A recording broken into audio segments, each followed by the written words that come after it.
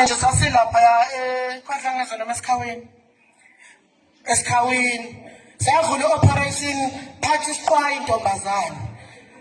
uthi nje uyimisele nje ugodla into yakhe encane la ekhwapheni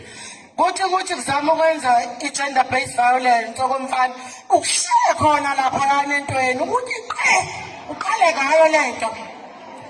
shaya yona kuqala lento ezonuka bese ubuntombi bakho uyishaya ikhathale shaya ivithize